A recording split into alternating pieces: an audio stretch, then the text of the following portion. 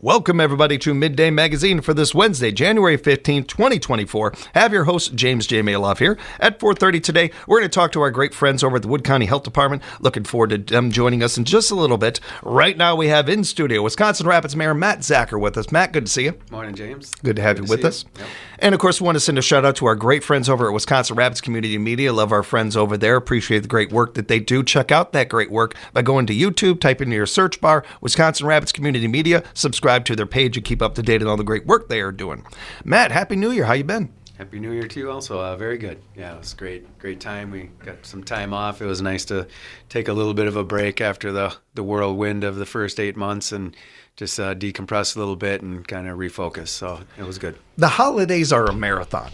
You got to pace yourself. You have to breathe. You remember to breathe throughout it and everything. That's just in general. But then you add on, like you said, just starting this new position, into it for a while, but still kind of getting your bearings, I imagine, a bit. So you throw that into the mix. Had to have been a wild set of holidays for you. I imagine taking a breath right now into the new year feels good. Yeah, it's good. And again, refocus. Like, you come in with a set of ideas as to how things are going to go, and a lot changes in that time, but yet you just got to stay focused on the things that you need to accomplish, reprioritize.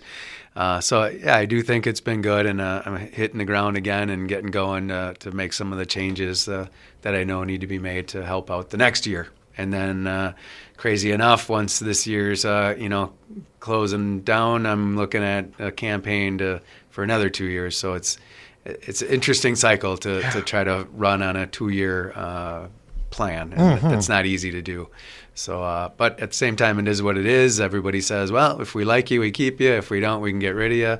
And I think that's a great idea, except for in reality, that's not the best way to really run a large organization, that is your city. But at the same time, government and politics are what they are. So I get it.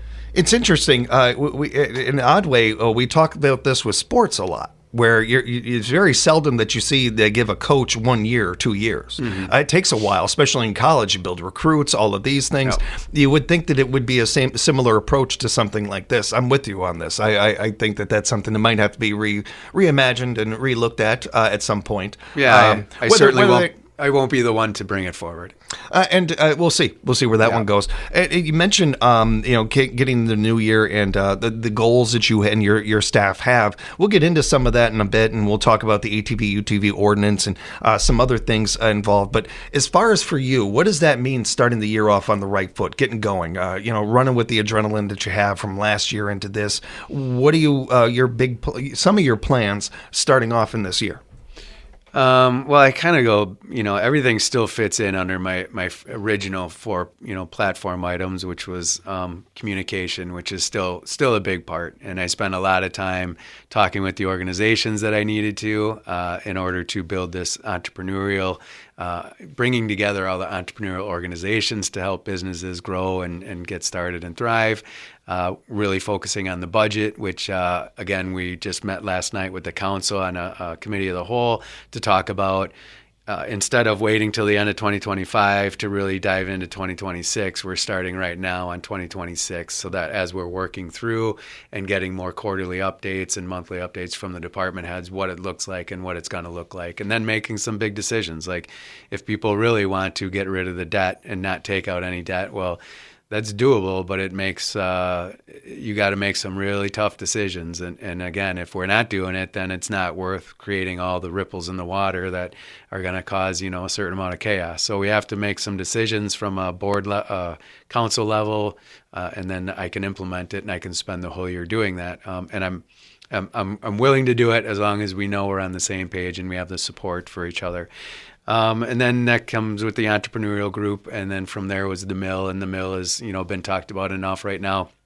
No real new updates. They're just making progress with the craft mill and still looking at the 16 building and figuring out what they're going to do with that. So, but outside of that, I have learned that some of the big things that I want to focus on is the fire department EMS situation. We're going to have a new fire chief coming on soon. Hitting the ground together, knowing that it's going to be a marathon. We can't look at it as, what are we going to do for the next year? We really have to look at this 25 years out. Like, what do we as the entire community need in order to make this a successful program? So we'll start bringing ideas again to the table, new voices, new thoughts, and that. I really want to, continue to focus on the railroad track relocation. There's some really big things. Like, if I'm only here for a short period of time, if I can make the biggest impact possible, not necessarily for legacy, but that's what I'd like to do. I mean, it's important if we can get that track out of here. It's important. Everybody knows it's important.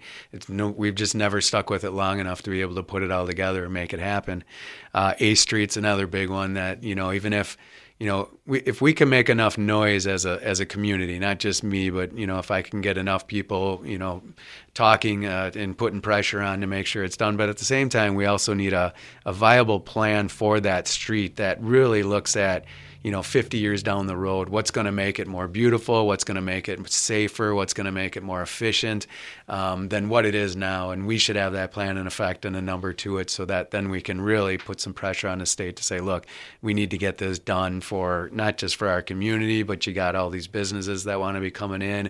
You do have the airport there in Sand Valley. That's a part of bringing a lot of people in from around the world. And I think we want to put our best foot forward as the community of Wisconsin Rapids, but also as the state of Wisconsin.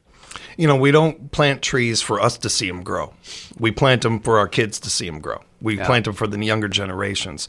So much of what you're talking about is building a good future around here, and a reliable future. Yep. In a world where nothing, it feels like, can be reliable, especially if you're looking ahead or anything. What you're trying to do, what you're talking about here, is not only building an economy for now, but for the future. Yeah. And I got to say, this is very hand in hand to me with a lot of the people I talk to in the community. I would say over the past couple of years, since we put shovels in the ground for the new jail, I've talked to so many people in our community, longtime members. I'm not talking about people that just moved here. I'm not even talking about 20-year-olds. Yeah. I'm like 30, 40 at the youngest. Most of the people I've talked to are in their 50s and 60s, longtime residents of this area, if not lived here their whole lives. Yep. And one of the biggest things I hear from them, man, we should have done that sooner. We should have done that sooner. Yeah. It comes up, and completely understandable. There's no pointing fingers here or judgment here at all. I cannot stress that enough. Yeah. Hindsight is always 20/20, but they are feeling that. Yeah. They are feeling, we should have done this sooner. It would have been cheaper sooner. We could have used this sooner, et cetera, et cetera. Yeah. I think that goes hand in hand with what you're talking about.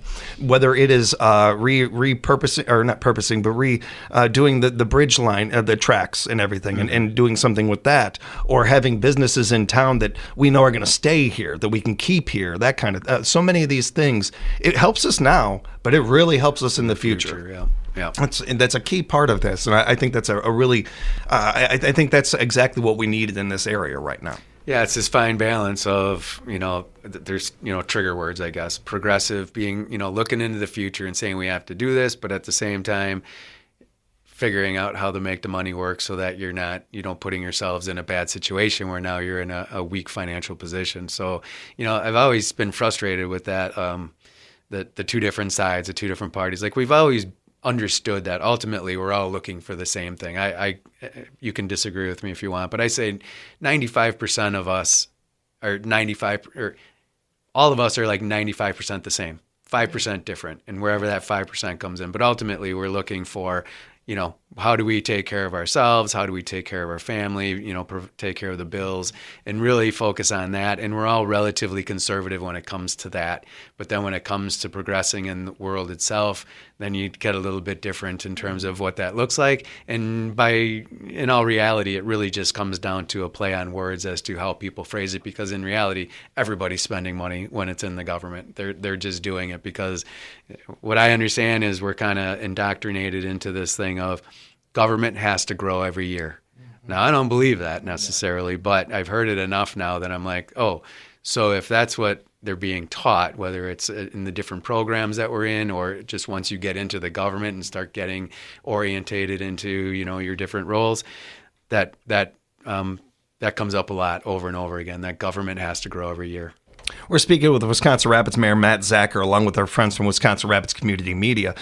We got a question from one of our listeners, and I always encourage our audience to give me questions for any of our mayor or Representative Krug or Teston or any of the people that join us. This one actually came from like 2 feet away from Pam, so I had to get this one in. Yeah, but she was curious about what is happening over on 1 Mile Creek in Wisconsin Rapids. See, the 2 Mile Avenue has been closed for several days. Big equipment over there. Can you give us an update on what's going on over there? I did talk with Joe Eichstedt about it a little bit just to get the updates because they are busy, and winter's kind of neat because you have your big plans for the road projects during the season, the warm season, that you can do that work and do it fast and well. So now is kind of the time that they fit in all these smaller projects. So the 1 Mile Creek is part of a project of keeping it's the storm sewer retention program, or keeping the water as clean as possible. It's a tricky one. That's a word salad right there.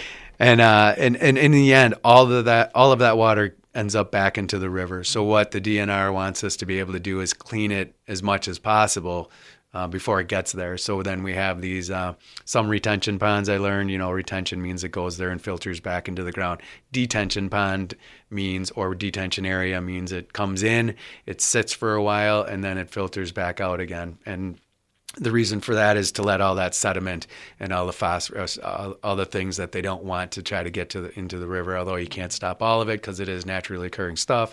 And we're dealing with stuff downstream with the lakes down there that people are trying to control, how the weeds grow and all that stuff. So it's, there's a whole lot of moving parts to that whole thing. But ultimately, what's happening on 1 Mile Creek between Lincoln and 2 Mile Avenue is they're dredging it in order to give it some depth in order for the water to come in and settle that residue out, and then flow back out at the top side of it and keep going. So that's the goal, is to keep our water as clean as possible. Excellent. And it's not only appreciate the answer, but it's really appreciate the work being done on that. Yes. Yeah. And of course, we got to get into this one too, sir. The Wisconsin Rapids Common Council is considering a revised ATV UTV ordinance. This is one of our main talking points over the last couple of months, if not last year.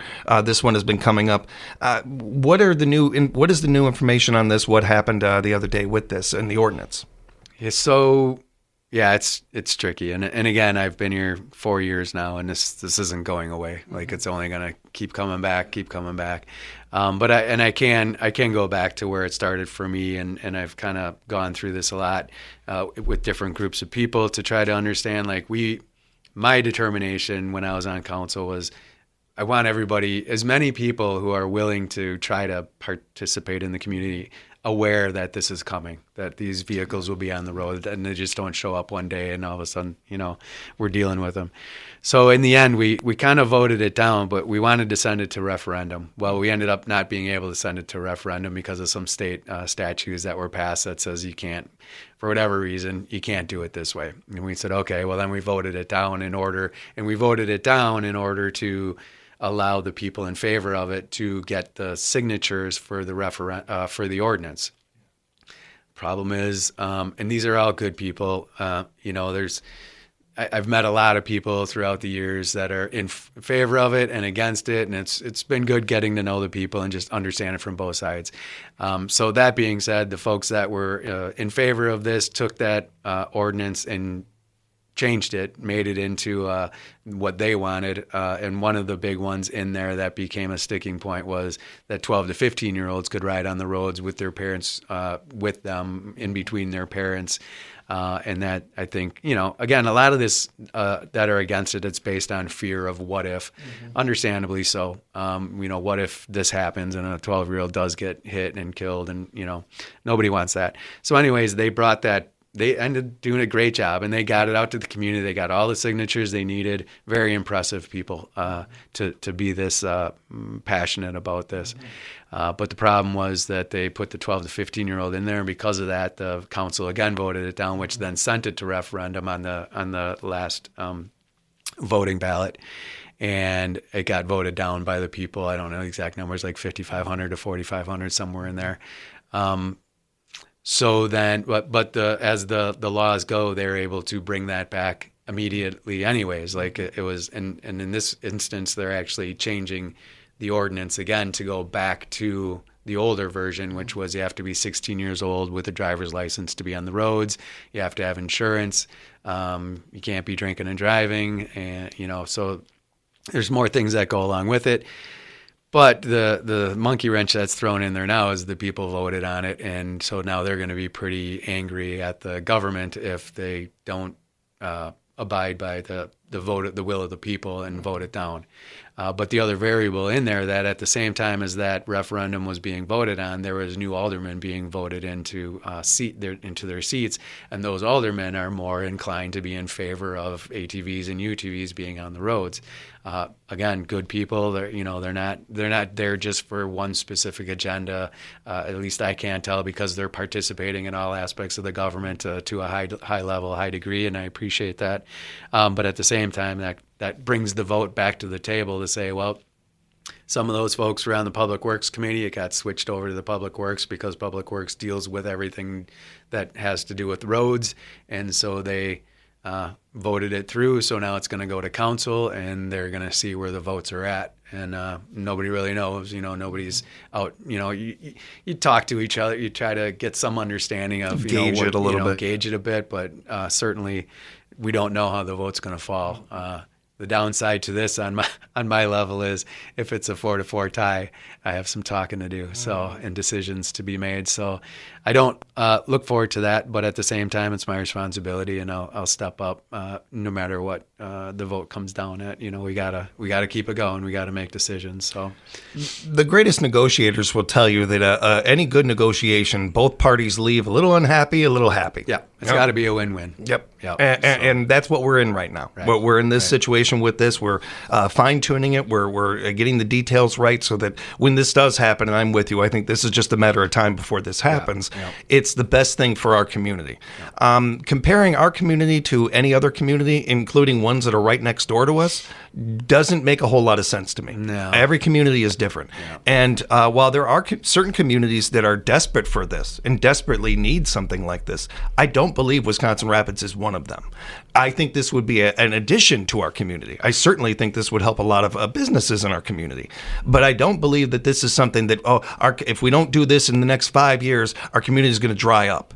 Yeah. I don't see that happening. No. I would like to see a little perspective from my fellow Wisconsin Rapidsites, however you word that.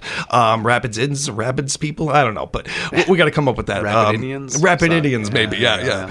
But we are so fortunate in this community. And while things could always be better, and we could use a little more of this or a little more of that, and I'm not saying we couldn't, I think some appreciation of how good things are is also needed to be able to make these decisions. I don't think you can do one without the other.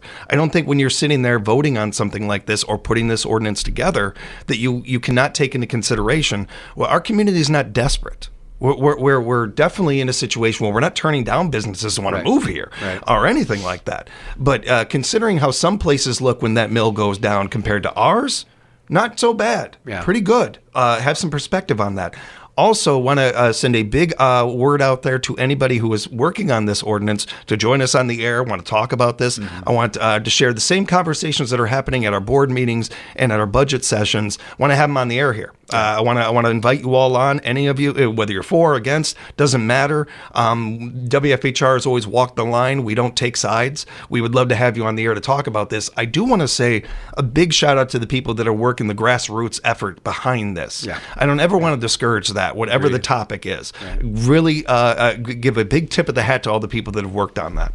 I did want to just say, to your point, Wisconsin Rapids, to a different degree or another, different names, the different sides of the river, has been here a long time before that mill was here. And it's about the people and the ingenuity of the people, the hard work of the people to create new things and get the government, keep them at bay and out of the way so we can, develop our ideas and move forward. And we're not going anywhere. I do want to also touch base on a little bit more of like what I learned in the last couple of years is that this isn't Wisconsin Rapids dealing with the ATV, UTV ordinance. This is statewide, all over the place. And the amount of pressure from the state to kind of, this is just my opinion. I'm not looking to, make people in the state angry. Not that they're listening to me right now. Maybe they're, I don't know. But in the end, it would have been nice if the state said, you know what, this is happening, and let's make it easier on everybody, and just pass the statute that says these are allowed on the roads with, let's license them. Let's make sure the drivers are licensed, just like any other vehicle. If it would have just been any other vehicle, it would be fine, and let the families figure out how to make that work for the trails and all that stuff for family entertainment.